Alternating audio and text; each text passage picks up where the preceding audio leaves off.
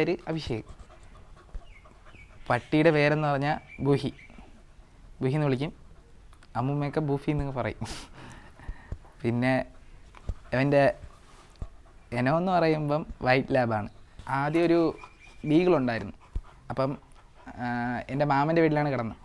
അതിൻ്റെ മാമൻ വാങ്ങിച്ചു തന്നെ തന്നെ. അപ്പോൾ ആ സമയത്ത് ഇളയ മാമൻ്റെ വൈഫ് പ്രഗ്നൻ്റ് ആയപ്പം ഈ മുടി തൊഴിയണ ബീഗിളിന് എല്ലാ പട്ടിയൊക്കെ ഉണ്ട് ചെറുതായിട്ട് തൊഴിയണ രീതിയിൽ ആ ബീഗിളിന് ഓവറായിട്ട് തൊഴിയുമായിരുന്നു.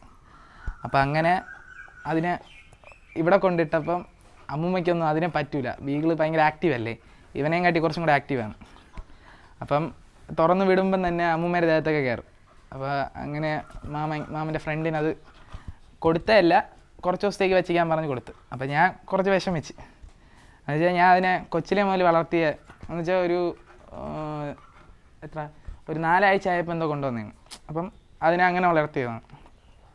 അപ്പോൾ എനിക്ക് കുറച്ച് വിഷമായപ്പോൾ മാമൻ പറഞ്ഞ് വേറെ ഒരെണ്ണത്തിനെ വാങ്ങിച്ചു തരാം. അതിനെ നേരെ എന്നുവെച്ചാൽ ഭയങ്കര അഗ്രസീവായിരുന്നത്, ഇതിനെക്കാട്ടി കുറച്ചും കൂടെ അഗ്രസീവായിരുന്നു.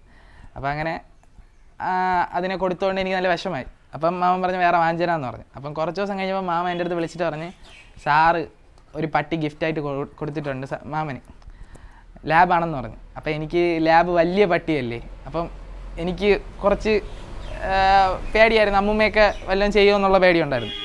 ലാസ്റ്റ് വീട്ടിൽ വന്നപ്പം അങ്ങനെയൊന്നുമില്ല. എന്താണ് അവൻ പാവം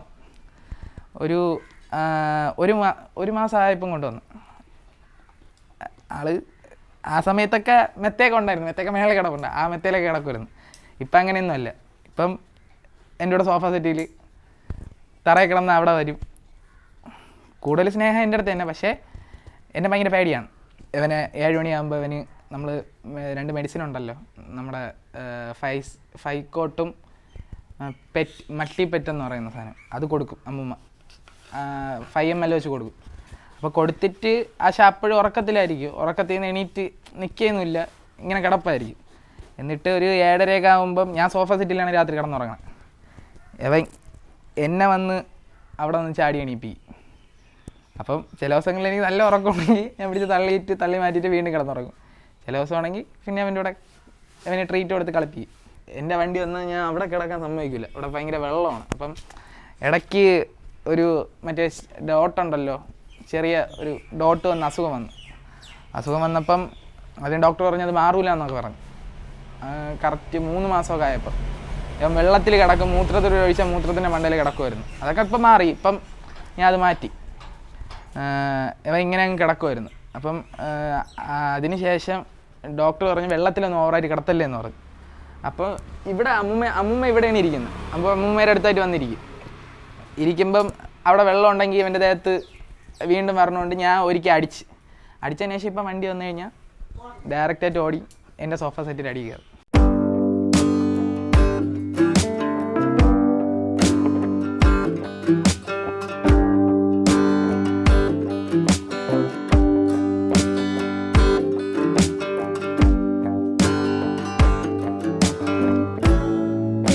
ക്യാരറ്റ് കൊടുക്കും, ഇപ്പോഴേ കൊടുക്കും. ക്യാരറ്റും കൊടുക്കും, പംകിനും കൊടുക്കും.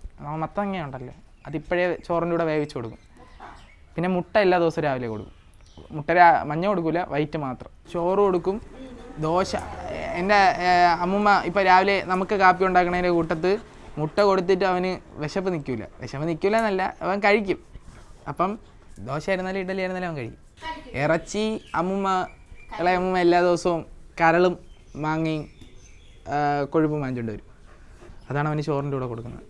എൻ്റെ 2 കൂട്ടുകാരികളുണ്ട്, ഒന്ന് മഞ്ജിമയും ഒന്ന് ഗൗരി എന്ന് പറയുന്നത്.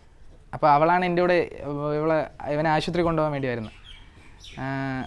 അപ്പം അവൾ വന്നു കഴിഞ്ഞാൽ അവളെ കുരച്ച് ചുമ്മാ ദേഷ്യപ്പെട്ട് അവളെ പേടിപ്പിക്കാറുണ്ട്. അവൾക്ക് ചെറിയ പേടിയുണ്ട്. മറ്റേ ആളുടെ അടുത്ത് ഭയങ്കര സ്നേഹമാണ്. അവളുടെ അടുത്ത് സ്നേഹമുണ്ട്, അവളെ ചുമ്മാ പേടിപ്പിക്കണം. പിന്നെ ഫ്രണ്ട്സൊക്കെ വന്നു കഴിഞ്ഞാൽ വീട്ടിൻ്റെ വെളിയിലിറങ്ങാൻ അവന് പേടിയാണ് കുറച്ച്. എന്ന് വെച്ചാൽ വെളിയിൽ ഒരിക്കൽ ഇറങ്ങിയപ്പോൾ 2-3 പട്ടികൾ, റോഡിലുള്ള പട്ടികൾ ചുമ്മാ ഉപദ്രവിക്കാൻ പോലെ വന്ന് മുരണ്ടി. അതിനുശേഷം അവന് വെളിയിലിറങ്ങാൻ ഭയങ്കര പേടിയാണ്. ഇതിട്ട് നടക്കില്ല ഒരിക്കലും, അതിട്ട് അവന് നടക്കുന്ന ഇഷ്ടമല്ല. എൻ്റെ കൂടെ വന്നിരിക്കുമ്പം കിട്ടുന്ന സന്തോഷം എന്ന് പറഞ്ഞാൽ ഭയങ്കര ഹാപ്പിയാണ്. എന്നുവെച്ചാൽ നമുക്കെന്തെങ്കിലും വിഷമമുണ്ടെങ്കിൽ അവൻ്റെ അടുത്തിരിക്കുമ്പോൾ മാറും. അല്ലെങ്കിൽ അവൻ നമ്മളെന്തെങ്കിലും വിഷമത്തിൽ വന്ന് അല്ലെങ്കിൽ ജോലി ചെയ്ത് തളർന്നു വന്ന് സോഫ സെറ്റിൽ കിടക്കുകയാണെങ്കിലും അവൻ വന്നിട്ട് ചിലപ്പം അവന് കളിക്കുന്ന ഒരു മൂഡുണ്ടെങ്കിൽ അവൻ വന്ന് നമ്മളെ കുരച്ച് വിളിച്ച് വെളിയിലിറക്കി. ഒരു ബോളൊക്കെ ഉണ്ടായിരുന്നു, ആ ബോളിനെയൊക്കെ കഴിച്ചിപ്പോൾ കീറി കളഞ്ഞ്. വീട്ടിൽ അമ്മൂമ്മ, ഞാൻ, ഇളയമ്മൂമ്മ, മൂത്ത മാമൻ. ഇളയ മാമ ഉണ്ട്. ഇളയ മാമൻ വൈഫുമായിട്ട് പ്രത്യേകം വീട്ടിലാണ്. വല്ലപ്പോഴും അല്ല, എല്ലാ ദിവസവും വരും.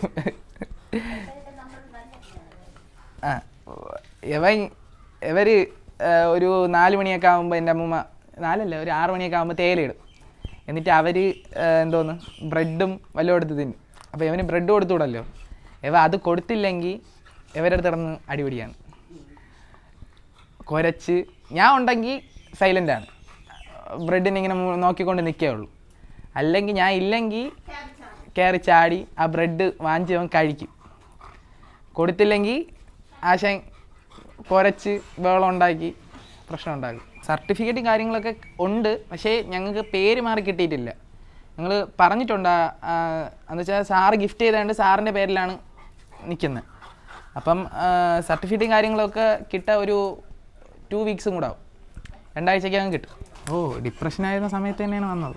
കുറച്ച് ഫാമിലി ഇഷ്യൂസൊക്കെ ഉണ്ടായിരുന്നു എനിക്ക്. ആ സമയത്താണ് അവൻ വന്നത്. അപ്പം കുറച്ച് ആശ്വാസമായി. അമ്മൂമ്മയെ പോലെ. എനിക്കെൻ്റെ മൂത്ത അമ്മൂമ്മയാണ് ഭയങ്കര ഇഷ്ടം. ഇളയമ്മൂമ്മയെ ഇഷ്ടമുണ്ട്, മൂത്ത അമ്മൂമ്മയുടെ കുറച്ചും കൂടെ ഇഷ്ടമാണ്. അവന് അമ്മൂമ്മയെ പോലെയാണ്.